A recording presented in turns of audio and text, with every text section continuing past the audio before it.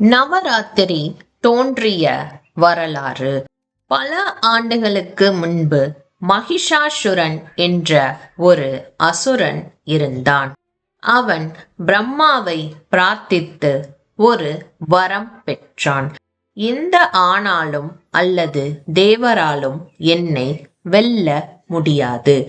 அந்த வரத்தால் மகிஷாசுரன் மிகவும் அகங்காரமாகி தேவர்களை சொர்க்கலோகத்தில் இருந்து விரட்டிவிட்டு உலகத்தையே அச்சத்தில் ஆழ்த்தினான். கவலையடைந்த தேவர்கள் விஷ்ணுவையும் சிவ பெருமானையும் அணுகினார்கள்.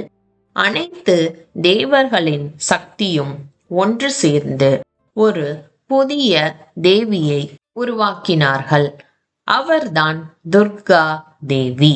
அவள் சிங்கத்தில் சவாரி செய்து பல ஆயுதங்களை கையில் ஏந்தி சூரியனை விட பிரகாசமாக ஜொலித்தாள். துர்கை மகிஷாசுரனுடன் போராடினாள். அந்த போர் 9 நாட்கள் 9 இரவுகள் நீடித்தது.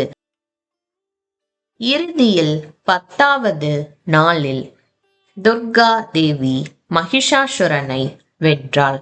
அதனால்தான் நாம் 9 இரவுகள் நவராத்திரியை கொண்டாடுகிறோம். 10வது நாள் விஜயதசமி எனப்படுகிறது.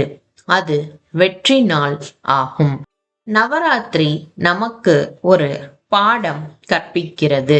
அது என்னவென்றால், நன்மை எப்பொழுதும் வெல்லும். நாமும் துர்கை தேவியை போல துணிவாக இருக்க வேண்டும்.